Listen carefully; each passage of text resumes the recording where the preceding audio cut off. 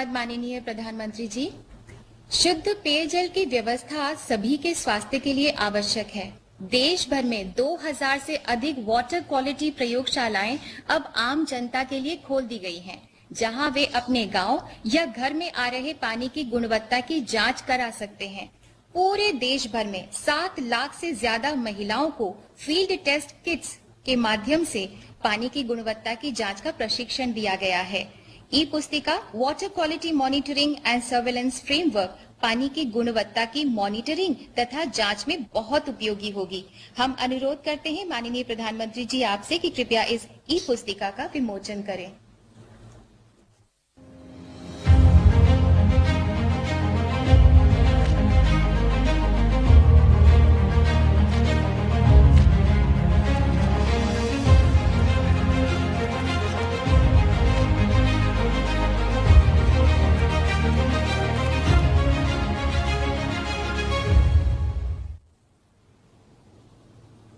बहुत बहुत धन्यवाद माननीय प्रधानमंत्री जी ने हमेशा पारदर्शिता यानी ट्रांसपेरेंसी तथा जवाबदेही यानी अकाउंटेबिलिटी पर जोर दिया। जल जीवन मिशन से जुड़ी समस्त जानकारी लोगों तक पहुंचे, यही मकसद है जल जीवन मिशन मोबाइल ऐप का। माननीय प्रधानमंत्री जी से हम विनम्र निवेदन करते हैं कि कृपया जल जीवन मिशन मोबाइल ऐप को लॉन्च करें।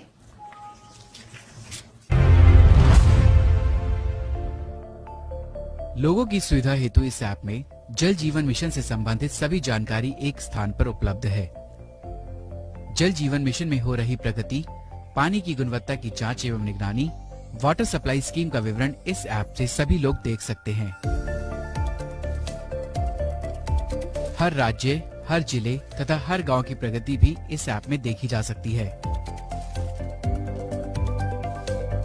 ग्राम पंचायत, पानी समिति के सदस्यों, पानी की गुणवत्ता की जांच के लिए चिन्हित महिलाओं के नाम इत्यादि भी देखे जा सकते हैं। जलापूर्ति संबंधित शिकायतें तथा दान भी इसके माध्यम से किया जा सकता है। इस ऐप में क्षेत्रीय इंजीनियर्स तथा पानी समिति लॉगिन करके अपने गांव के जल स्रोत तथा पानी की टंकी इत्यादि की जियो टैगिंग कर सकेंगे तथा हर घर जल का प्रमाण पत्र जारी कर सकेंगे। इस ऐप को jgm.gov.in से डाउनलोड किया जा सकता है। बहुत बहुत धन्यवाद माननीय प्रधानमंत्री जी आपका। विश्व नेता के रूप में सारी दुनिया में बड़े सम्मान से जाने जाने वाले माननीय प्रधानमंत्री जी मन से, देश की मिट्टी से, ग्रामीणों से, जड़ों से, जनों से जुड़े हैं और इसीलिए जन जन का जीवन स्तर उठाने, जन के जीवन में आसानी लाने के लिए वे प्रणबद्ध हैं। जल से जन जीवन को निखारने का उनका प्रयास पूज्य बापू के ग्राम स्वराज के सपने को साकार कर रहा है। 135 करोड़ भारतीयों की आस और विश्वास बन चुके माननीय प्रधानमंत्री जी से हमारा विनम्र अनुरोध है कि कृपया हम सबका मार्गदर्शन करें।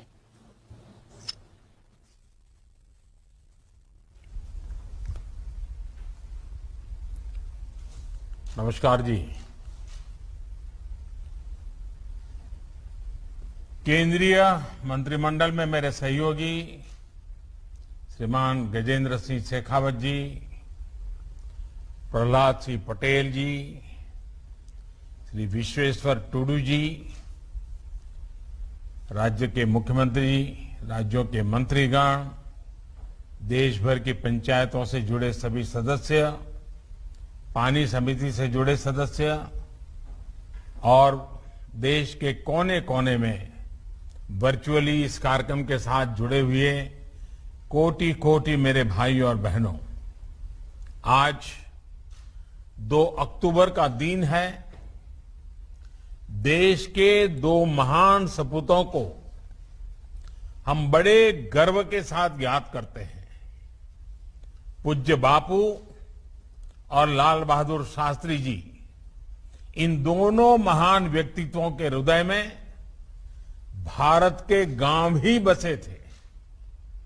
मुझे खुशी है कि आज के दिन देश भर के लाखों गांवों के लोग ग्राम सभाओं के रूप में जल जीवन संवाद कर रहे हैं। ऐसे अभूतपूर्व और राष्ट्रव्यापी मिशन को इसी उत्साह और ऊर्जा से सफल बनाया जा सकता है। जल जीवन मिशन का विजन सिर्फ लोगों तक पानी पहुंचाने का ही नहीं है, ये डिसेंट्रलाइजेशन का, विकेंद्रीकरण का, उसका भी एक बहुत बड़ा मूवमेंट है। ये village driven, women driven movement है। इसका मुख्य आधार जन आंदोलन और जन भागीदारी है। और आज ये हम इस आयोजन में होते हुए देख रहे हैं। भाइयों बहनों, जल जीवन मिशन को अधिक सशक्त, अधिक पारदर्शी बनाने के लिए आज कई और कदम भी उठाए गए हैं। जल जीवन मिशन ऐप, इस पर इस अभियान से जुड़ी सभी जानकारियां एक ही जगह पर मिल जाएगी।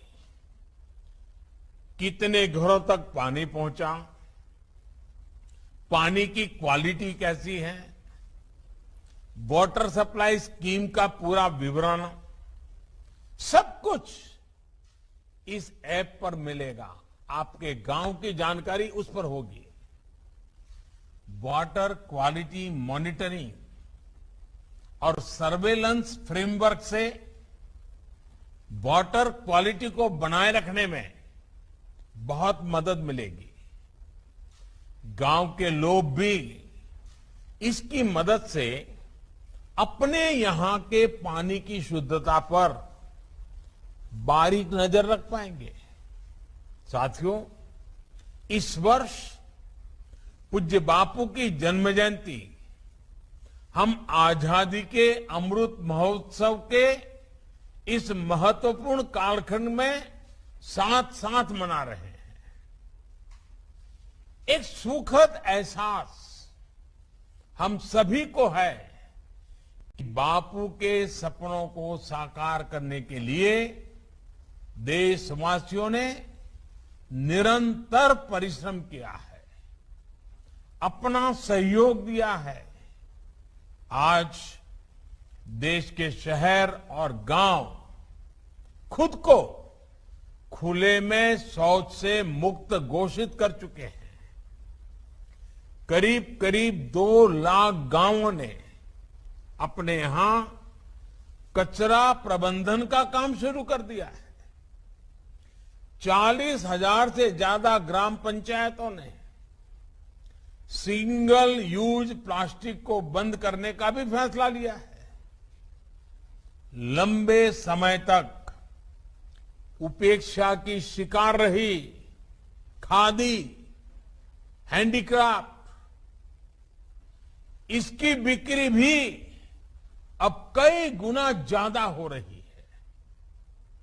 इन सभी प्रयासों के साथ ही आज देश आत्मनिर्भर भारत अभियान के संकल्प के साथ आगे बढ़ रहा है। साथियों, गांधी जी कहते थे कि ग्राम स्वराज का वास्तविक अर्थ आत्मबल से परिपूर्ण होना है।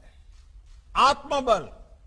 इसलिए मेरा निरंतर प्रयास रहा है कि ग्राम स्वराज की ये सोच सिद्धियों की तरफ आगे बढ़े। गुजरात में अपने लंबे सेवा काल के दौरान मुझे ग्राम स्वराज के विजन को जमीन पर उतारने का अवसर मिला है। निर्मल गांव के संकल्प के साथ खुले में शौच से मुक्ति,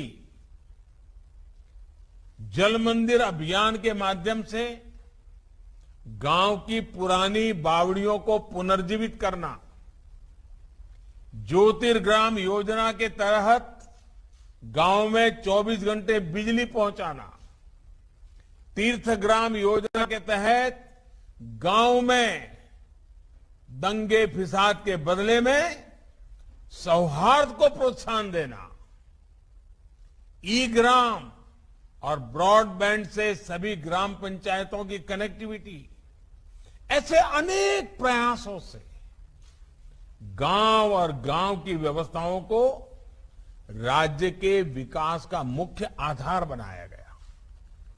बीते 2 दशकों में गुजरात को ऐसी योजनाओं के लिए, विशेषकर पानी के क्षेत्र में बेहतरीन काम करने के लिए राष्ट्रीय भी और अंतर्राष्ट्रीय संस्थानों से भी अनेकों अवार्ड भी मिले हैं। साथियों, 2014 में जब देश ने मुझे ये नया दायित्व दिया तो मुझे गुजरात में ग्राम स्वराज के अनुभवों का राष्ट्रीय स्तर पर विस्तार करने का अवसर मिला। ग्राम स्वराज का मतलब सिर्फ पंचायतों में चुनाव कराना, पंच सरपंच चुनना, इतना ही नहीं होता है। ग्राम स्वराज का असली लाभ तभी मिलेगा जब गांव में रहने वालों की गांव के विकास कार्यों से जुड़ी प्लानिंग और मैनेजमेंट तक में सक्रिय सहभागिता हो। इसी लक्ष्य के साथ सरकार द्वारा विशेषकर जल और स्वच्छता के लिए 2.25 लाख करोड़ रुपए से ज्यादा की राशि सीधे ग्राम पंचायतों को दी गई है। आज एक तरफ जहां ग्राम पंचायतों को ज्यादा से ज्यादा अधिकार दिए जा रहे हैं, दूसरी तरफ पारदर्शिता का भी पूरा ध्यान रखा जा रहा है। ग्राम स्वराज को लेकर केंद्र सरकार की प्रतिबद्धता का एक बड़ा प्रमाण जल जीवन मिशन और पानी समितियां भी है। साथियों, हमने बहुत सी ऐसी फिल्में देखी हैं, कहानियां पढ़ी हैं, कविताएं पढ़ी हैं, जिनमें विस्तार से ये बताया जाता है कि कैसे गांव की महिलाएं और बच्चे पानी लेने के लिए मीलों मीलों दूर चलकर जा रहे हैं।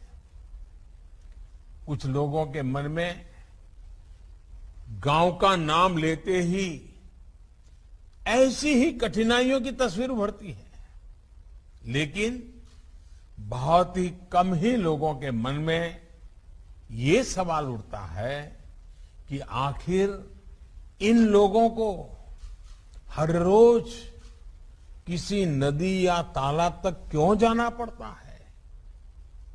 आखिर क्यों नहीं पानी इन लोगों तक पहुंचता? मैं समझता हूं जिन लोगों पर लंबे समय तक नीति निर्धारण की जिम्मेदारी थी, उन्हें ये सवाल खुद से जरूर पूछना चाहिए था, लेकिन ये सवाल पूछा नहीं गया, क्योंकि ये लोग जिन स्थानों पर रहे वहां पानी की इतनी दिक्कत उन्होंने देखी नहीं थी।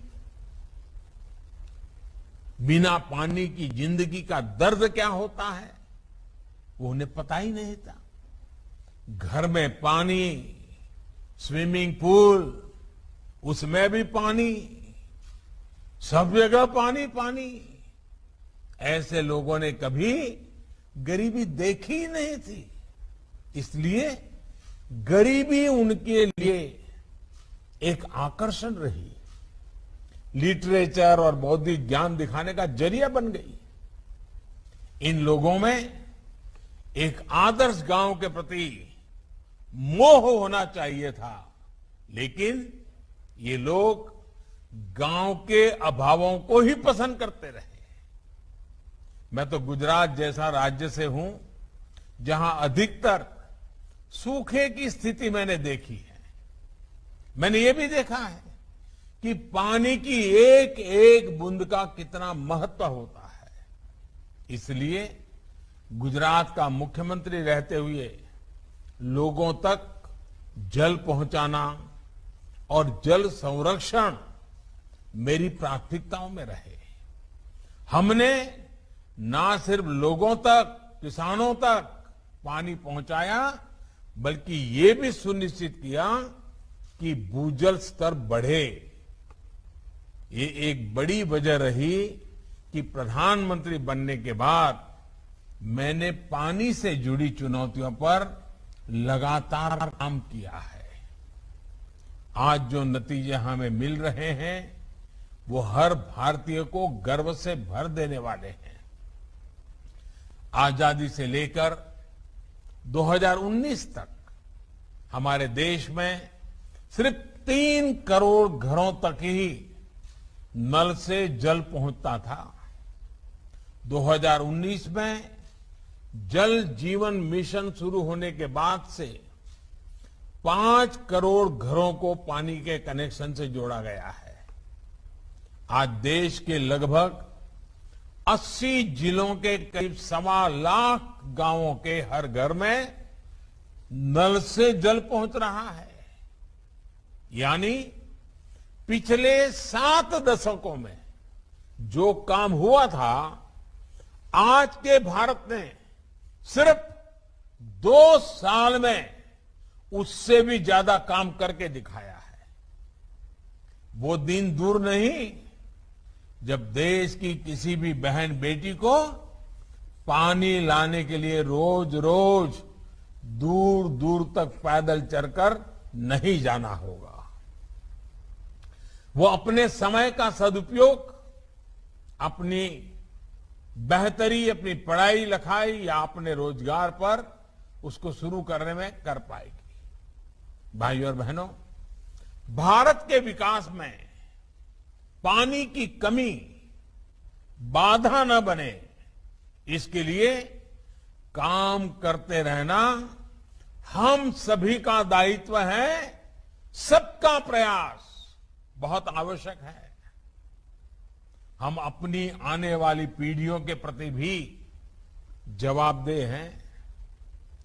पानी की कमी की वजह से हमारे बच्चे अपनी ऊर्जा राष्ट्र निर्माण में न लगा पाए, उनका जीवन पानी की किल्लत से निपटने में ही बीत जाए, ये हम नहीं होने दे सकते।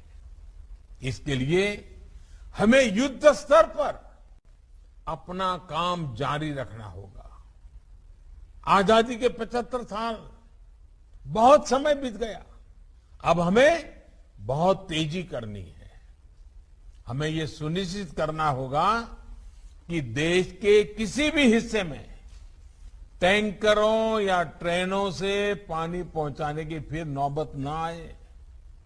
साथियों, मैंने पहले भी कहा है कि पानी का उपयोग हमें प्रसाद की तरह करना चाहिए, लेकिन कुछ लोग पानी को प्रसाद नहीं, बहुत ही सहज सुलभ मानकर उसे बर्बाद करते हैं।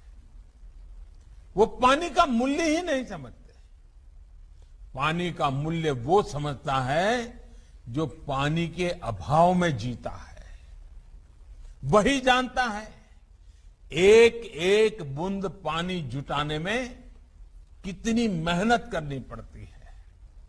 मैं देश के हर उस नागरिक से कहूंगा जो पानी की प्रचुरता में रहते हैं, मेरा उनसे आग्रह है कि आपको पानी बचाने के ज्यादा प्रयास करने चाहिए और निश्चित तौर पर इसके लिए लोगों को अपनी आदतें भी बदलनी होगी।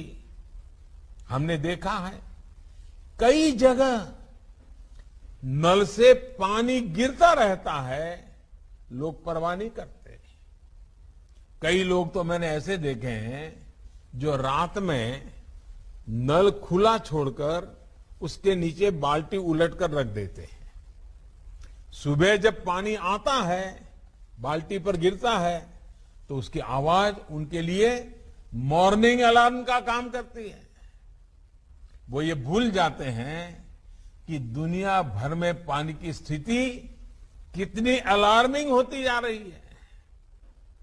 मैं मन की बात में भी अक्सर ऐसे महानुभावों का जिक्र करता हूं जिन्होंने जल संरक्षण और जल संचयन को अपने जीवन का सबसे बड़ा मिशन बनाया हुआ है। ऐसे लोगों से भी सीखा जाना चाहिए, प्रेरणा लेनी चाहिए। देश के अलग अलग कोनों में अलग अलग प्रयोग होते हैं, उसकी जानकारी हमें अपने गांव में काम आ सकती है।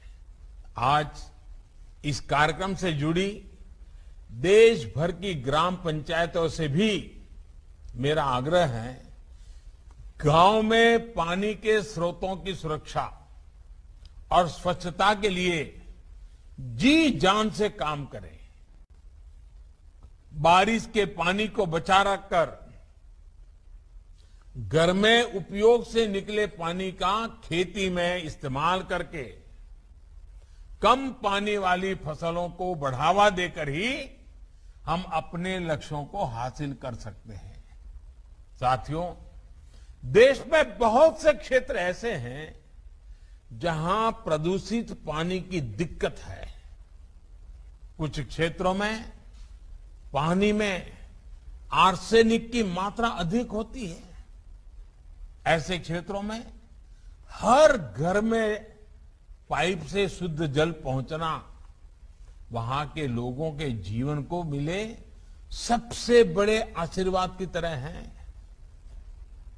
एक समय इंसेफेलाइटिस, दिमागी बुखार से प्रभावित देश के 61 जिले में, 60 से अधिक जिले में नल कलेक्शन की संख्या सिर्फ 8 लाख थी। आज ये बढ़कर 1 करोड़ 11 लाख से ज्यादा हो गई है।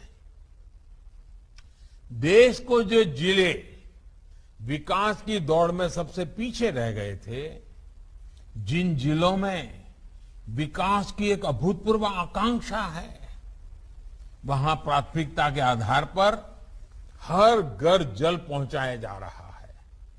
आकांक्षी जिलों में अब नल कनेक्शन की संख्या 31 लाख से बढ़कर 1 करोड़ 16 लाख से ज्यादा हो गई है।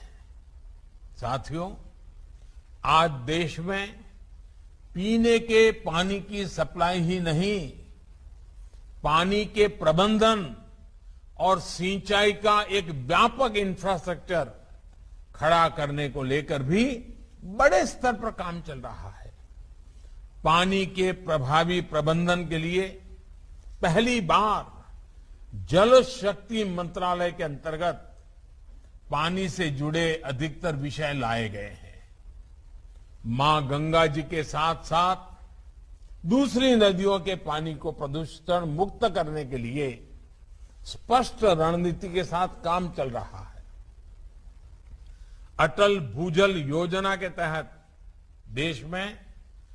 देश के 7 राज्यों में ग्राउंड वाटर लेवल को ऊपर उठाने के लिए काम हो रहा है। बीते 7 सालों में प्रधानमंत्री कृषि सिंचाई योजना के तहत पाइप इरिगेशन और माइक्रो इरिगेशन पर भी बहुत बल दिया गया है। अब तक 13 लाख हेक्टेयर से अधिक जमीन को माइक्रो इरिगेशन के दायरे में लाया जा चुका है। पर ड्रॉप मोर क्रॉप, इस संकल्प को पूरा करने के लिए अनेक ऐसे प्रयास चल रहे हैं। लंबे समय से लटकी सिंचाई की 99 बड़ी परियोजनाओं में से लगभग आधी पूरी की जा चुकी है और बाकियों पर तेजी से काम चल रहा है। देश भर में डैम्स की बेहतर मैनेजमेंट और उनके रखरखाव के लिए हजारों करोड़ रुपए से एक विशेष अभियान चलाया जा रहा है। इसके तहत 200 से अधिक डैम्स को सुधारा जा चुका है। साथियों, कुपोषण के खिलाफ इस लड़ाई में भी पानी की बहुत बड़ी भूमिका है। हर घर जल पहुंचेगा तो बच्चों का स्वास्थ्य भी सुधरेगा। अभी हाल ही में सरकार ने पीएम पोषण शक्ति निर्माण स्कीम को, पीएम पोषण योजना को मंजूरी दी है। इस योजना के तहत देश भर के स्कूलों में बच्चों की पढ़ाई भी होगी और उन्हें पोषण भी सुनिश्चित किया जाएगा। इस योजना पर केंद्र सरकार 54,000 करोड़ रुपए से अधिक खर्च करने जा रही है। इसका लाभ देश के करीब करीब 12 करोड़ बच्चों को होगा। साथियों, हमारे यहां कहा जाता है कि उपकर्तुम यथा सुअल्पम समर्थो न तथा महान प्रायः कुपः तुषाम हंति सततम न तु बारिदेहि। यानी पानी का एक छोटा सा कुआं लोगों की प्यास बुझा सकता है, जबकि इतना बड़ा समुंदर ऐसा नहीं कर पाता। ये बात कितनी सही है। कई बार हम देखते हैं कि किसी का छोटा सा प्रयास बहुत से बड़े फैसलों से भी बड़ा होता है। आज पानी समिति पर भी यही बात लागू होती है। जल व्यवस्था की देखरेख और जल संरक्षण से जुड़े काम भले ही पानी समिति अपने गांव के दायरे में करती है, लेकिन इसका विस्तार बहुत बड़ा है। ये पानी समितियां गरीबों, दलितों, वंचितों, आदिवासियों के जीवन में बहुत बड़ा बदलाव ला रही है। जिन लोगों को आजादी के बाद 7 दशकों तक नल से जल नहीं मिल पाया था, छोटे से नल ने उनकी दुनिया ही बदल दी है। और ये भी गर्व की बात है कि जल जीवन मिशन के तहत बन रही पानी समितियों में 50% सदस्य अनिवार्य रूप से महिलाएं ही होती हैं। ये देश की उपलब्धि है कि इतने कम समय में करीब 3.5 लाख गांवों में पानी समितियां बन चुकी हैं। अभी कुछ दिन पहले हमने जल जीवन संवाद के दौरान भी देखा है कि इन पानी समितियों में गांव की महिलाएं कितनी कुशलता से काम कर रही हैं। मुझे खुशी है कि गांव की महिलाओं को अपने गांव के पानी की जांच के लिए विशेष तौर पर ट्रेनिंग भी दी जा रही है। साथियों, गांव की महिलाओं का सशक्तिकरण हमारी सरकार की सर्वोच्च प्राथमिकताओं में से एक है। बीते वर्षों में बेटियों के स्वास्थ्य और सुरक्षा पर विशेष ध्यान दिया गया है।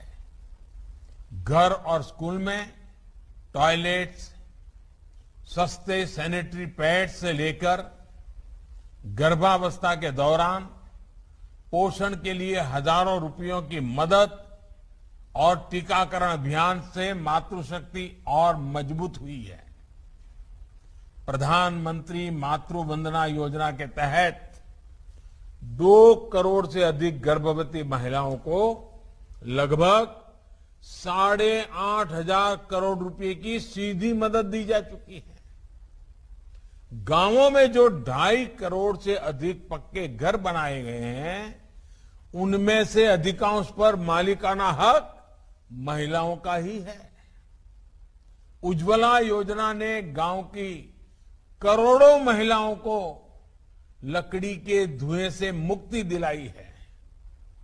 मुद्रा योजना के तहत भी लगभग 70% ऋण महिला उद्यमियों को मिले हैं।